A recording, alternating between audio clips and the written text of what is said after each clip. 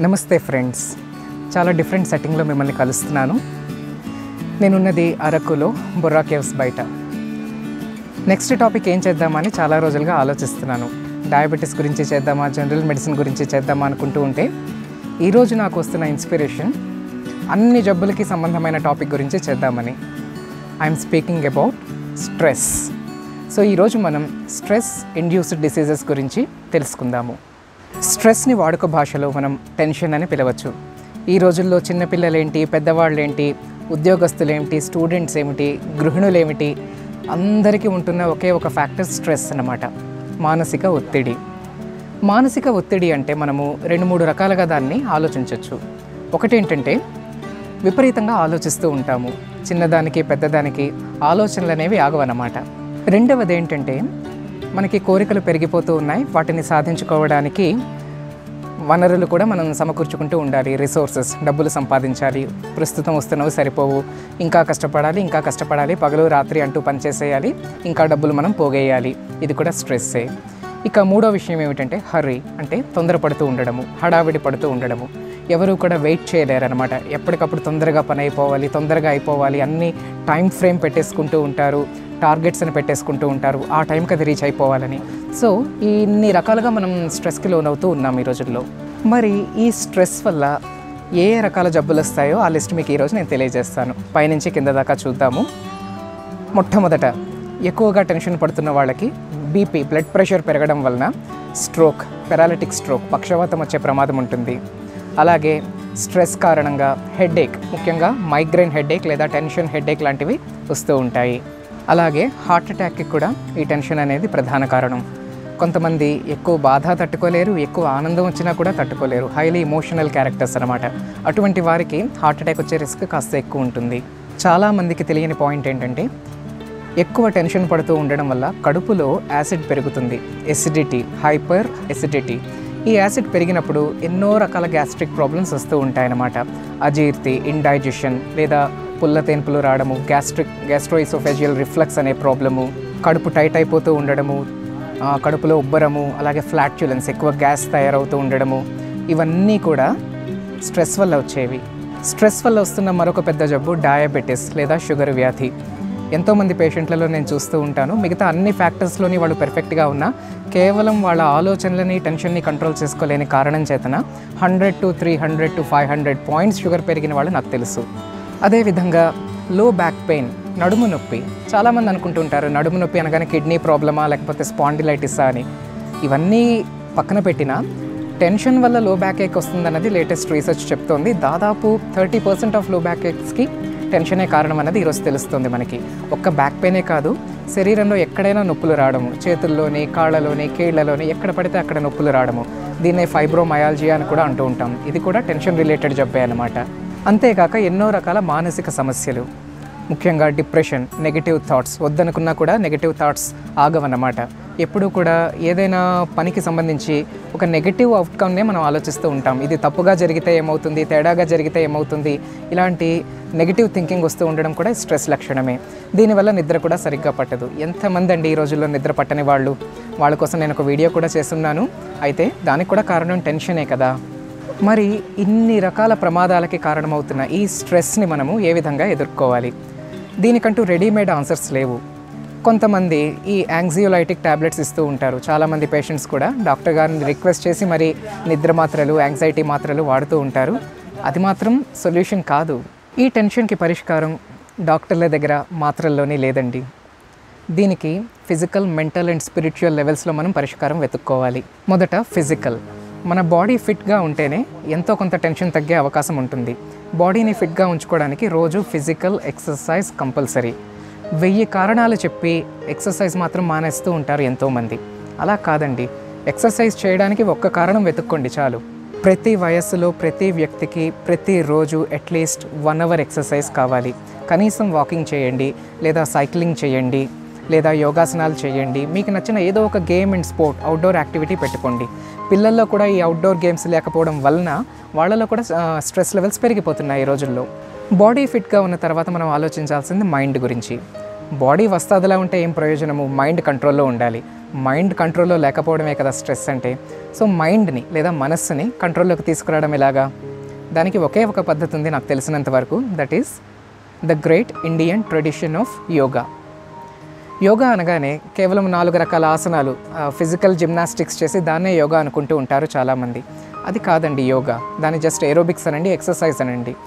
యోగా అంటేనే ఒక రకమైన కాన్సన్ట్రేషన్తో, ఒక అంకిత భావంతో క్రమం తప్పకుండా చేసే డిసిప్లిన్ అన్నమాట. యోగాలో 3 పార్ట్స్ ఉంటాయి: ఆసనాలు, ప్రాణాయామము మరియు ధ్యానము. ఆసనాలు అనేవి ముందు బాడీని ఫిట్గా ఉంచుతాయి, మన ఇంటర్నల్ ఆర్గన్స్ అన్ని బాగా పనిచేసేలాగా చేస్తాయి. రెండవది ప్రాణాయామము, అంటే బ్రీదింగ్, ఊపిరి ఎలా తీయాలి, ఎలా విడిచిపెట్టాలి. మనలో చాలామందికి ఊపిరి ఎలా తీసి విడిచిపెట్టాలో తెలీదు. కరెక్ట్ టెక్నిక్ ఆఫ్ బ్రీదింగ్ పైన నేను ఇంకొక వీడియో చేస్తాను ఫ్యూచర్లో. ఈలోపు మీ దగ్గరలో ఉన్న యోగా టీచర్స్ దగ్గరికి వెళ్ళండి, ప్రాణాయామం నేర్చుకోండి. బేసిక్ ప్రాణాయామాలైనా సరిపోతాయి. రిథమిక్ బ్రీదింగ్, ఆల్టర్నేట్ బ్రీదింగ్, శీతలి ప్రాణాయామము, ఇంకా చేయగలిగితే కనుక కపాలభాతి, భస్త్రిక లాంటి ప్రాణాయామాలు నేర్చుకోండి. ఒక్క 5 to 10 minutes ప్రాణాయామం ప్రాక్టీస్ చేశారంటే మనసులో ఉన్న ఆలోచనలు, టెన్షన్స్, వర్రీస్ ఇవన్నీ కూడా దాదాపు 75% క్లియర్ అయిపోతాయి. ఒక్క 10 నిమిషాల్లో serenity and stability of mind అనేది తిరిగి వస్తాయన్నమాట. ఎప్పుడైతే ప్రాణాయామం పూర్తవుతుందో ఆ స్టేబుల్ మైండ్ తోటి మెడిటేషన్లోకి వెళ్ళాలి. చాలామంది మెడిటేషన్ అనగానే గబగబా ఉత్సాహంగా వెళ్ళి చాప వేసుకొని కూర్చొని కళ్ళు మూసుకొని చేతులు ఇలా పెట్టుకుని కూర్చుంటారు. కానీ మైండ్ కంట్రోల్ అయితే కదా మైండ్ అలా పరిగెడుతూనే ఉంటుంది. కనుక ఉన్న పాడన మెడిటేషన్ అంటే ఎవరికీ సాధ్యం కాదు. దానికోసం మొదట యోగాసనాలు ఉండాలి, తర్వాత ప్రాణాయామం ఉండాలి, ఆ తర్వాతనే మెడిటేషన్ సాధ్యమవుతుంది. సో ఎవరైతే ప్రాణాయామం ద్వారా థాట్స్ తగ్గించుకుంటారో వాళ్ళే జస్ట్ ఒక 1 or 2 minutes or 5 minutes మైండ్ని కంట్రోల్లో పెట్టి 1 point ఫోకస్లో పెట్టి ధ్యానం అనేది చేయగలుగుతారు. ఈ యోగ ప్రక్రియ, ఆసనాలు, ప్రాణాయామము అండ్ మెడిటేషన్ రోజులో అట్లీస్ట్ ఒక 10 minutes లేదా 15 minutes ఆర్ టైం ఉంటే అరగంట, గంట తప్పకుండా ఇంక్లూడ్ చేసుకోవాలి. స్ట్రెస్ తగ్గడానికి ఇది ఒక్కటే మార్గం అండి. మరొకటి ఏమిటంటే స్పిరిచువల్ లెవెల్. మనలో చాలామందికి భక్తి అనగానే ఏదో ఒక పండుగ రోజున దేవుడికి పూజ చేయడం, లేకపోతే గుడికి వెళ్ళి దండం పెట్టుకోవడం, నైవేద్యం తీసుకోవడం, హారతి ఇచ్చేయడం, అంతవరకే. ఇదేంటంటే చాలా సూపర్ఫిషియల్. దీన్ని కాదు భక్తి అనేది. మరి ఏమిటి భక్తి అంటే? భక్తి అంటే ఫ్రెండ్షిప్ విత్ గాడ్. భగవంతుడితో 24 గంటలు ఫ్రెండ్షిప్ చేయడమే భక్తి అంటే. మనం ఏ పని చేస్తున్నా, ఏ ఆలోచన చేస్తున్నా, ఎటువంటి యాక్టివిటీలో ఉన్నా కూడా మనకి భగవంతుడు గుర్తు రావాలి. అది ఫ్రెండ్షిప్ విత్ గాడ్ అంటే. దాన్ని మనం భక్తి అని పిలవచ్చు. మన జీవితానికి ఒక స్పిరిచువల్ అండర్స్టాండింగ్ అనేది రావాలి. చూడండి, నా దగ్గరకు వచ్చే పేషెంట్స్లోని, అలాగే నా ఫ్రెండ్స్ అండ్ ఫ్యామిలీస్లో చూస్తూ ఉంటాను. 20 ఏళ్ళకి టెన్షనే. పోనీ ఆ టెన్షన్ 40 ఏళ్ళకి పోతుందా? అప్పుడు పోదు, అప్పుడు టెన్షనే.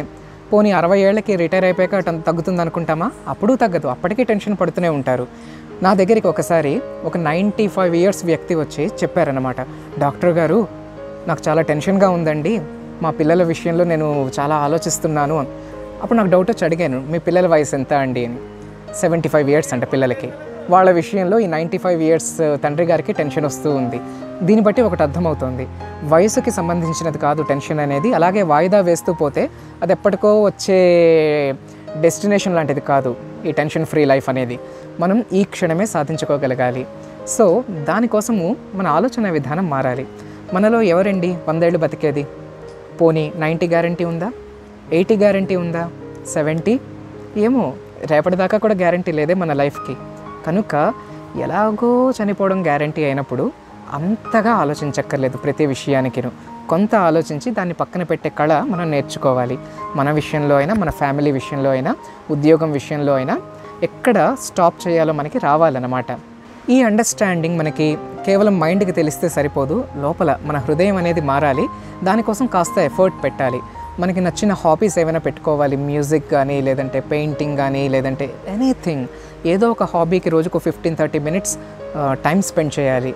అంతేకాదు, మనం ఇతరులకి హ్యాపీనెస్ ఇస్తున్న కొద్దీ మన హ్యాపీనెస్ పెరుగుతుందండి. హ్యాపీనెస్ వచ్చే మార్గం ఇదొక్కటే.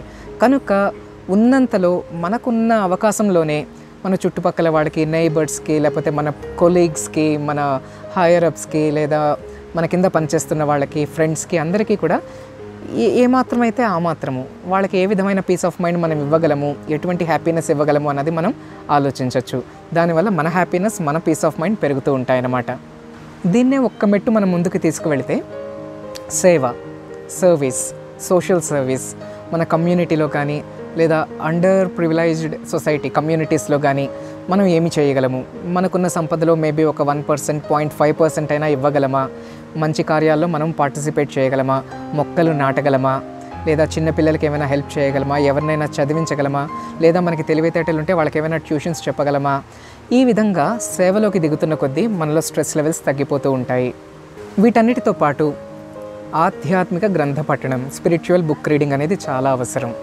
మీకు నచ్చిన book, for example Bhagavad Gita, Bible, Quran, ఏదో ఒకటి భగవంతుడికి సంబంధించిన బుక్స్ని తీయండి. అలాగే మన గ్రేట్ యోగీస్, మన భారతదేశంలో ఎంతమంది మహానుభావులు ఉన్నారు, వారి పుస్తకాలు, యోగానంద గారివి, వివేకానంద గారివి, ఇటువంటి వారి పుస్తకాలు మనం తీసి చదవాలి. చదివినప్పుడు ఏంటంటే మనకు ఒక డిఫరెంట్ అండర్స్టాండింగ్ డెవలప్ అవుతుంది. ఈ లైఫ్ అనేది శాశ్వతం కాదు, ఎలాగో వెళ్ళిపోయే వాళ్ళమే, కాబట్టి ఉన్నంతలో తామరాకు పైన నీటి బొట్టులా ఎలా బతకాలన్న కాన్సెప్ట్ మనకు వస్తుంది. ఎవరికైతే ఈ మాత్రం అండర్స్టాండింగ్ డెవలప్ అవుతుందో వాళ్ళే టెన్షన్ని ఎంతో కొంత తగ్గించుకోగలరు. అంతవరకు చెప్పేవన్నీ వట్టి మాటలే, లైఫ్లో మాత్రం టెన్షన్లు పోవు. కనుక ఫ్రెండ్స్, స్ట్రెస్ గురించి, ఎన్ని రకాల జబ్బులు వస్తాయో ఈరోజు మీరు తెలుసుకున్నారు. ఈ జబ్బుల్లో ఏ ఒక్కటైనా మీకుంటే కనుక నేను ఇందాక చెప్పిన పరిష్కారాలు ఏదో ఒక్కటైనా మనం గట్టిగా పట్టుకోవాలి. ఆ తర్వాతనే టెన్షన్ తగ్గే అవకాశం ఉంటుంది. ఎవరైతే అంతో ఇంతో మనసు పైన అదుపు సాధిస్తారో వాళ్ళకి డాక్టర్లతోటి, హాస్పిటల్స్ తోటి, మందులతోటి, పరీక్షలతోటి ఖచ్చితంగా అవసరం అనేది తగ్గుతుంది. I really hope all of you who are watching this video and all the patients who are coming to me will reach this level one day or other. So, మీ మెడికల్ అవసరాలు తగ్గించుకోండి. Be independent, be happy, be reasonably stress free. Thank you very much. మళ్ళీ వైజాగ్లో మరొక వీడియోతో మళ్ళీ కలుస్తాను మిమ్మల్ని. అంతవరకు టేక్ కేర్, సీ యూ.